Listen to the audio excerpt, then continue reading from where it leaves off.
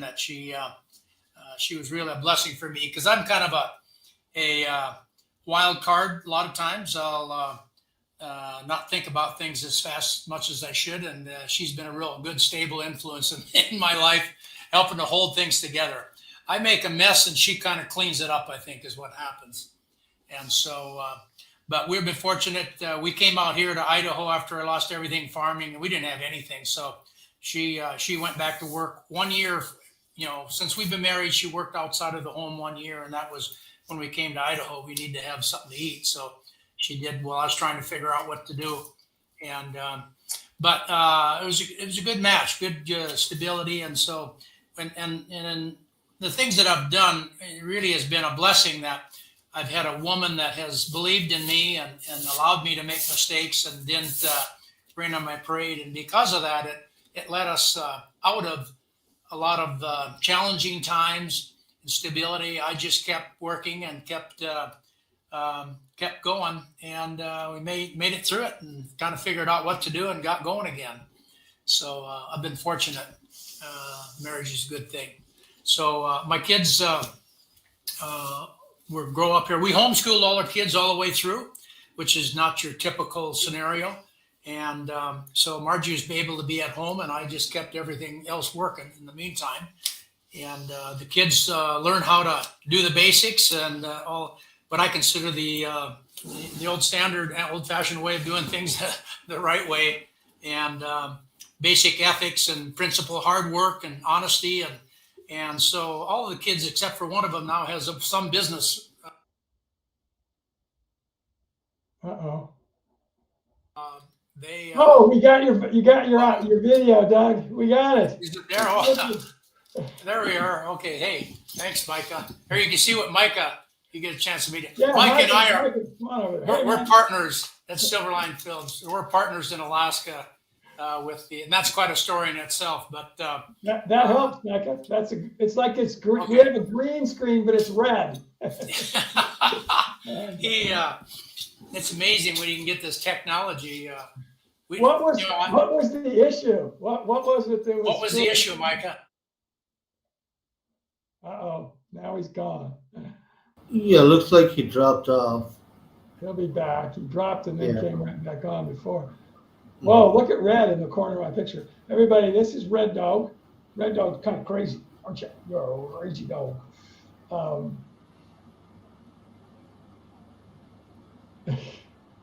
Mark, this video, the video quality for Webinar Jam is better than anything else we've used. There's no question. Great. Yeah, Doug is back. He just came back. Yeah. I won't touch you, Doug. We lost you for a second there. I won't touch anything. Thanks, Micah. It's really fortunate. And so the kids grew up all having to have to do chores and work. I had a business, restoration business here in Idaho for 28 years, and so that's what we built our foundation on. So the kids worked in that all along, just like I would on the farm.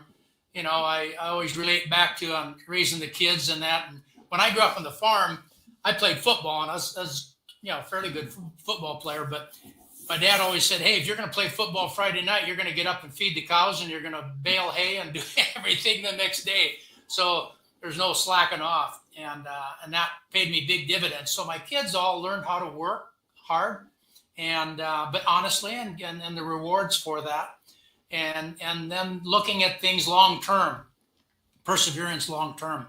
And so that's we haven't had any drugs or alcohol issues with the kids, and they're very outgoing, homeschooled, and they're all traveling all over the world doing things. And so, but they had an awesome mother that kept everything stable while his dad was trying to get everything working. You got to hear this, everybody. I think it was last week, Doug. It's not long ago. His daughter and one of his kids' fiance went or girlfriend. I don't want to get it wrong, but they went to Europe because she's a pilot. They went to London, and his daughter is a collector, a fan of vintage clothing. and they went to London for a day, I think. Isn't that right, Doug? I mean, it Yeah, wasn't. It was actually, a couple. She was there a couple days. yeah, and did some, looking at this clothing stores and things for things that she does for her collecting. But Yeah. and that's your youngest, right? Yeah, that's the youngest. Yeah, she works for Alaska Airlines, and so she can get the benefits, and so they. But all the kids are pretty well traveled and that type of thing, and chasing their dream.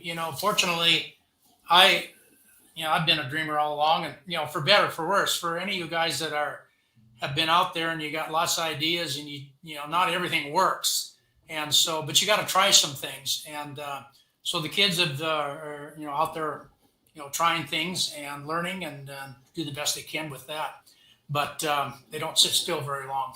That's for sure.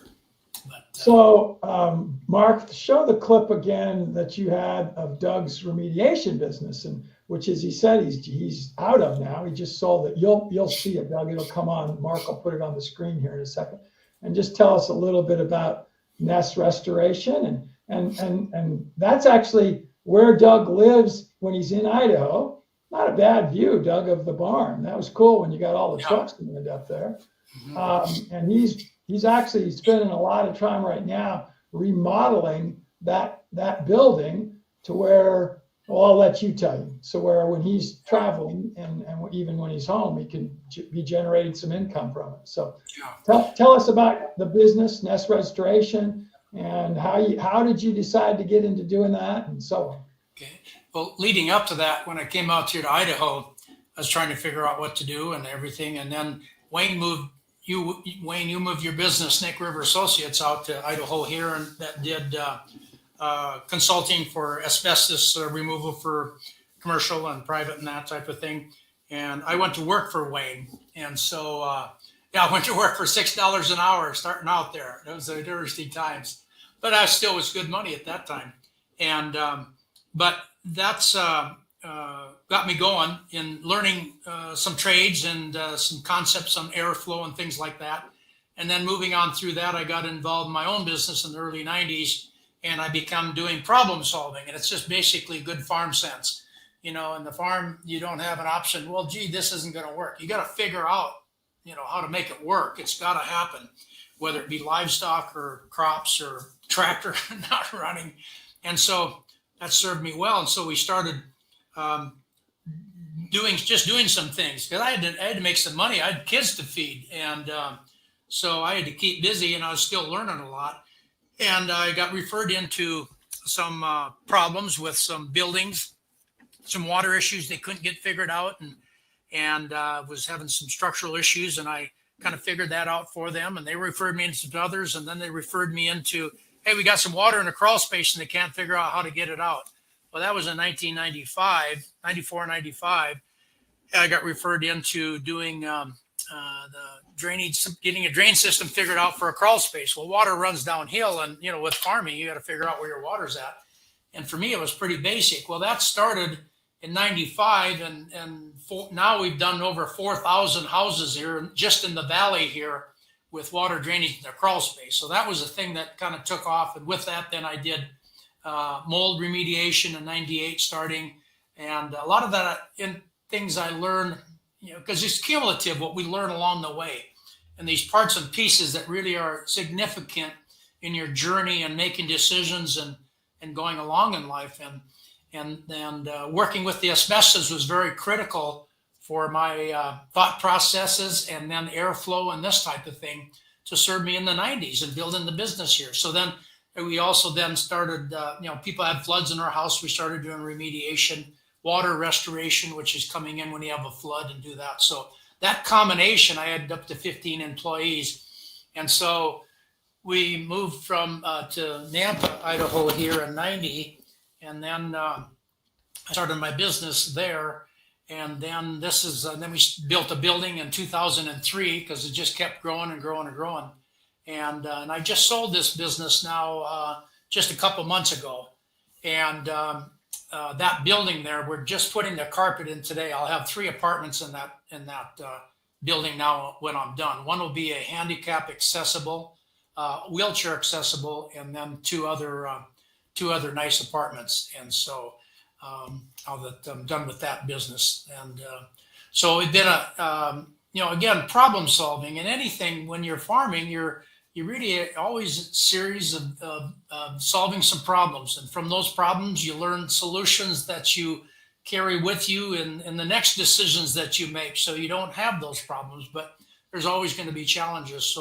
So those that can master or at least work well with dealing with these problems, and especially solving somebody else's problems, you create a need. You not create a need, you solve a problem, you solve a need of somebody's. And that's what happened with the business. I was fortunate. I worked hard, and I just kept solving some problems and giving a good service.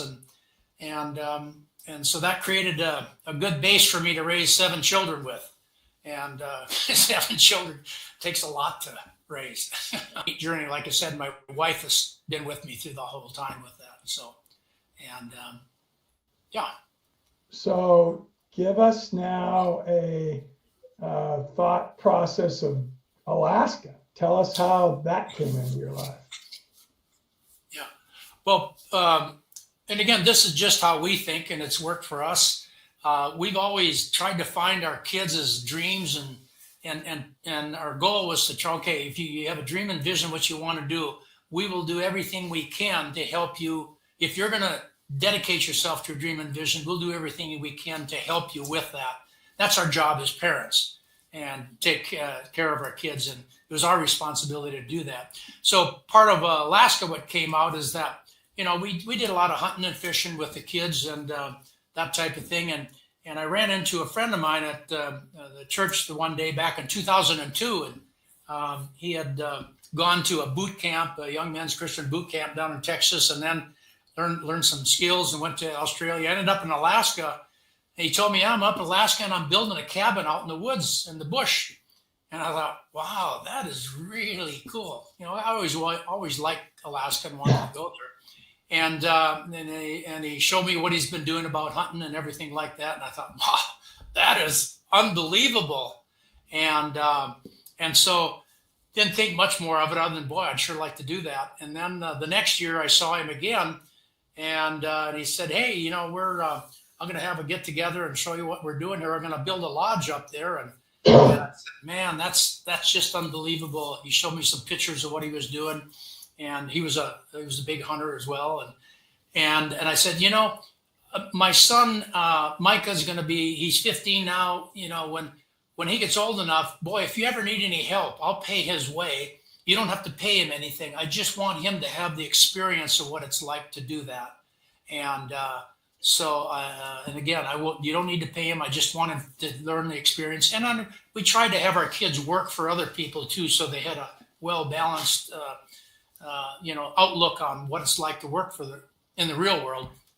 And so I thought, well, it'd be 2-3 years before he'd be old enough to do that. Well, a couple months later, he called and said, hey, I have a apprentice that didn't work out that was going to start next spring. And would Micah be interested in doing that? Boy, I just, I was drooling. Yeah, I want to. But Micah had to make his own decision. And so he did, and he ended up doing that. And so that's how Alaska really got kicked in, is he started doing that. And so he spent that from May till October up there doing unbelievable things that you just never, that you hear about or watch in a video. And he is able to do that. And that summer, me and my other son went up there to visit him. And that's when I really fell in love with it and got hooked on it. And so Micah got his full guide license up there, and which is a pretty significant thing. He doesn't do big game guiding, and because he isn't working too much with that now, because the videography business are traveling all over the world doing that. And but that's where it all got started. So we put together, I had the money and he had the time. So the first 4 years he was a resident up there. I would get the things lined up, and there's a whole story on our YouTube channel about how he did that and built it up there. And it was just if you've ever had a dream that you just is burning, that you just want to do, and you start doing it and it's so fulfilling, that happened to be what I ran into. it was something that just grabbed a hold of me. But ended up, yeah, I had to be half crazy to do that, and that's almost literal, because I had to still run the business down here to pay the bills, but yet live a dream up there and work hard. So I work 24/7, and but when you have almost like a labor of love, and the dream and the vision, what you're doing with it, and so that kind of started, and we just been working on it now for 17 years, and the fulfillment of it, and the whole family was involved. A couple of my youngest daughters spent most of their summers up there for 7 or 8 years, and so the whole family has pretty much been involved, and been very rewarding, and learning. You're making the video instead of watching somebody else do it, and it's been, I guess, I get, my heart starts beating when I talk about that. I'm looking forward to getting back. I would have been up there now, but I came down here, I had a bad car accident. Someone ran a red light, so that kind of did a little hurt on me in that. So I've been doing therapy and stuff, so I'll be heading back up. Usually I'm up there for 9 months out of the year. And but that's kind of how it got started, and it just kept growing. And one of the key things in all that, all the way along, like I said, with my wife, I can't say enough good about that my wife loved it too. She enjoyed, she's not a hunter, she's not a camper, but she loved it up there. And so she came up and helped us clear the land. We did from scratch. It was just a hillside on the lake with timber and tundra. We did it all by hand, literally by hand. There's no backhoe or nothing that you did. It was all wheelbarrow and four-wheeler and shovels. But she loved it enough. She came up there and helped to cook for us, and do that all the way along the way. So one of the most fulfilling things in my life has been that I've been able to do all these things with my wife, and a lot of it with my family. And as I see it, and this is just my opinion, there's some of the most fulfilling things you can do, and if you're married or want to get married or whatever, but ours has been really, really good. And but she believed in my dream enough, and because she loved it up there, then we started building and doing it. Otherwise, had she not really wanted to do that, this whole thing in Alaska more than likely wouldn't have happened.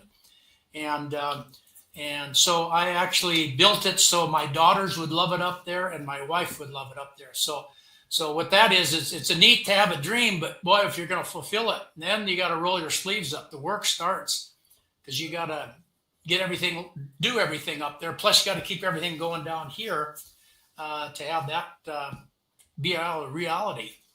But so that's kind of how it happened, and as it grew to our appreciation with the ecology and the nature of it all, and the life cycle of the salmon, and all the animals that are dependent upon that up there. That whole lifestyle around that is so unique and fulfilling and fascinating. Every day is fascinating, and so it kept building. And then now we do some guiding, fishing guiding and sightseeing guiding in the park. We're in Lake Clark National Park.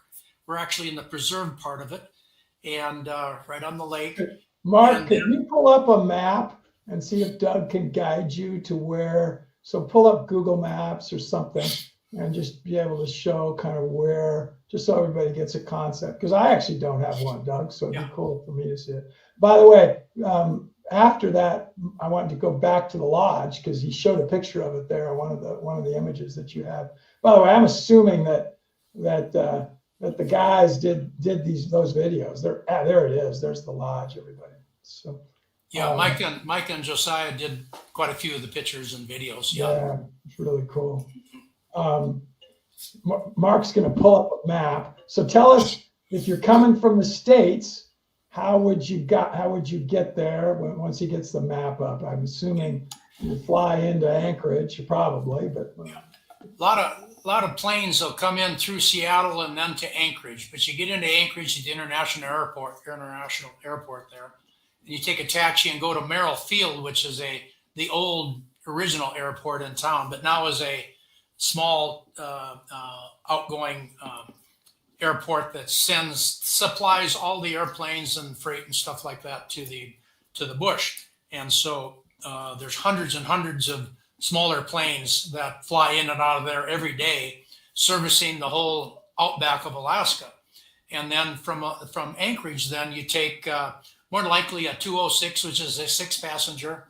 And yeah, if you pull back out of that, Mark, pull back. Yeah, that's on Google Maps. Wilderness Pro Lodge is on Google Maps if you go on Lake Clark. But as you pull back, we're in a real quiet bay there. He's gonna pull it away here. And interestingly enough, Google Maps has a real fuzzy pictures of our place. Kind of funny, but You might want to go back to the map view. Well, there you go. It's still coming. there you go. Yeah, that'll show it there. So the lake is about 60 miles long, and it's in the Lake Clark National Park is one of the largest parks. It's 1.5 million acres, and all remote stuff. And then it drains the ice fields there in the Alaska Range, coming down through into Bristol Bay drainage. So Mark, go a little farther out so we can kind of see where this is in comparison to Anchorage. So where you'd fly from. And they fly into from Merrill directly to you, Doug? Yeah. Okay. Yeah. Pull out one more time, Mark. On your right-hand side, that's all ice fields. All that white is just solid ice fields. Okay. So when you fly in to pull out one more time. Okay. So if you see Anchorage on the right-hand side there, that's you fly into Anchorage, and then you'll take and we'll go to the left, and there's through a pass through the ice fields and waterfalls. It's an IMAX theater event just flying out there. It's just spectacular. And then you fly into a little town called Port Ellsworth across the lake from us. And our lake, so zoom back in a little bit more again. And on the lower left-hand side is the Bristol Bay drainage. Okay, and so there we go. So the lake is quite long, and it's up over 1,000 feet deep in some of the places. So it's a very deep. It's it's a plate crack. With your altitude, Doug, not that much above sea level, right? So you can. No, we're actually at 200 feet above sea level. Okay. So most of the lake is below sea level, Oh. ironically, and so everything drains into Lake Clark, and then it starts draining south into Iliamna, which is a huge, huge lake, one of the larger lakes in the world, and then that all drains out to Bristol Bay, and that whole area, everything you can see there is all salmon habitat. So it's the largest salmon runs in the world happen there, and Bristol Bay, which is where you see all the crabbing, the big crab, the deadliest catch and everything happens southwest of there out in Bristol Bay. And then the salmon runs have been record salmon runs the last 3-4 years, literally record historic levels, and which has been good. So sockeye salmon, huge sockeye salmon runs. This last year, I think, was 67 million salmon were taken. And so, but they still have escapement. Alaska's just huge, Doug. How did either Micah or yourself, whoever, how'd you find the specific location? Because there was a little bit of creativity, I'm sure, there too. Yeah, it's a lot of what happens in our life too is we have crossroads and decisions that we come to, and the decision that we make determines where we go and what we do. And so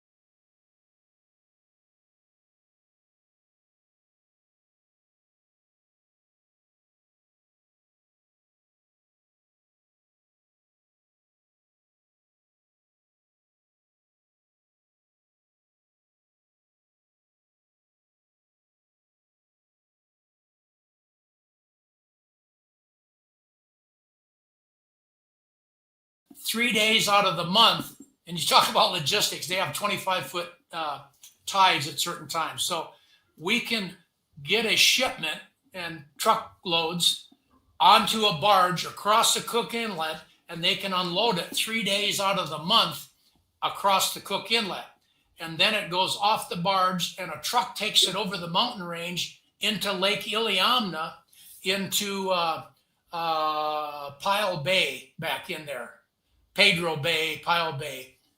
Takes it over the mountain. We see Pedro there, Pedro Bay. So okay, right in there is where you bring it into. It comes across the mountain range on a truck, and then they put it back on another barge, and then it goes to where you see New Halen in Lake Iliamna.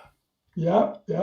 So then it goes on a barge 65. It's 85 miles across the Cook Inlet, and then 20 miles across the mountain, and then 65 miles on a barge to New Halen. Then it's got to go back on another truck, and they bring it to Non-Dalton. Yeah. And then they put it back on another barge, and it goes to Port Allsworth. And in Port Allsworth, they unload it, and then we have to come over and bring it to the end of the runway there on the bay and put it on our boats and bring it across to our lodge. Now that's the two ways you can get stuff out there. If we would pay $1 for something from Home Depot that we drove to in our little home area, Doug, how much would that same item be coming to you? About? Just with shipping, just with the handling, because you got to have somebody handle it in Anchorage. So that will be right now $1 item will cost you about $2.35 by the time you get it out to our place. Okay. And that's pretty reasonable. That's not including all your labor. So it didn't used to be quite that expensive, but it was, early on it was 65 cents. Then it went on up. Now it's $1.05. Most everything is around $1.05 a pound for everything. So your food. So the same thing with the food. And that's what, if you enjoy this kind of a challenge, it's good. We have somebody that does our shopping for us, and then they put it in boxes. It's brought to the air taxi, and then the air taxi brings it out when they got time when they got loads that have available, bring it out to Port Allsworth, and then we go over and pick up our food and bring it over there. So we get our food. And gas right now is $8.75 a gallon. Oh my gosh. Is this Port Allsworth? I think he's showing Port Allsworth. No, I think that's either Homer or Seward. Ah, okay. And if you go to Alaska, one of the biggest bangs for the bucks there too, besides coming to our place, is go from Anchorage to Seward. And in amongst that is the most spectacular sights of Alaska that you can get in a small amount of time. And Seward's Bay looks like that. Okay. Pretty spectacular. So it's yeah. Well, we're getting to about 10 till, and we're pretty good to be keeping at an hour, Doug. We can actually have you back on another time. By the way, everybody, we did this now because we wanted Doug to be able to introduce us, and then we're going to interview him when he's up in Alaska this season. So we haven't picked out a time yet, but we'll be doing that. So we don't have to worry about asking everything, but we'll ask a couple other things. Let's kind of end this with another, I know, big element of your life, and family. We've talked about amazing stuff about Marge, and then also, your work ethic. There's a little plaque on your wall. Tell us a little bit about your spirituality and how that's important to you. Well, our lives. When I grew up in high school, I was, ADHD or whatever. So I was always always ambitious and everything. So I went after things pretty hard.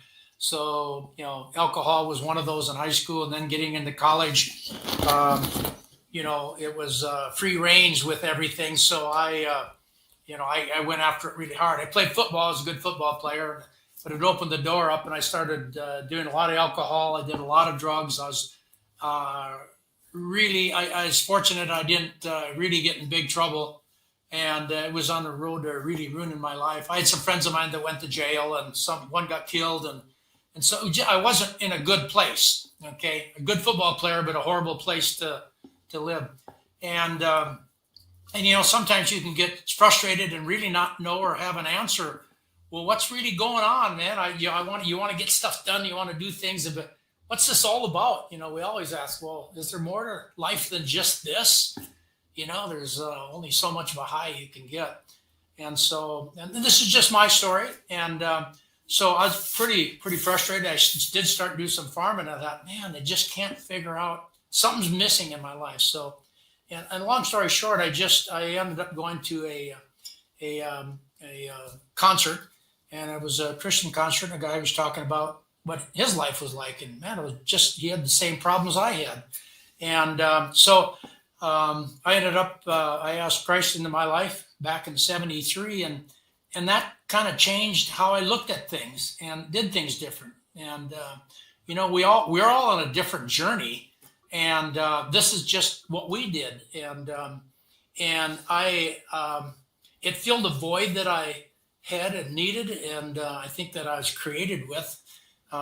We searched for things, and so it gave a lot of answers, and it changed how I approached life and what I did, and my relationship then with my wife Margie, and on a lot of decisions. So I think there's a direction in that comes from that, and that's just what we've seen, and we really have seen the blessings from that. Doesn't make that I still went and lost everything. Still had blood, sweat, and tears. You still have challenges, but you still have answers too. By the way, everybody, again, Doug, they all know me. They know that I have some similar feelings about spirituality generally. They also know that we are all very respectful of any kind of spirituality, and so, but it's always good we just learn about the way each other thinks. So I want to ask the audience for questions. We got about 5 minutes left. Come on, guys, you're a bunch of you out there. Ask something. If not, we'll get it. You'll get another time. We're going to have Doug on a little bit later. So, Doug, what is your internet situation up there? Has that changed even? Do you guys have Starlink now, and how is that up at the site?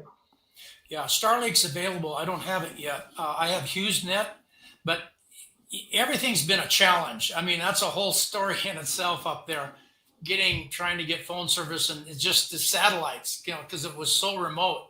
Now, I mean, Starlink has all kinds of satellites. We have HughesNet, which is pretty good now. Just the last 3 years, HughesNet has come out with a different system, and Starlink is better, and we're going to switch to that. But early on, we had to set up a system that picked up a signal and went through a sender, and we had a receiver up in a tree and had it cable down to the lodge. Pretty interesting. Now we have really good, because I was running my business with the satellite HughesNet, being able to communicate in that, so we'll be able to do this kind of thing very easily there now. And so it allowed me to run a business while I'm way out in the bush, which has really been a blessing. Boy. The Wilderness Pro website, is that your booking site? So if anybody at all is interested, Mark is going to put a link into the chat, and that we get replays of this, Doug. For everybody that watches this live, there'll be over 100 times that many of our community that watch it over the next couple of weeks, actually, for a replay. So if you would, Mark, why don't you put the website up there again?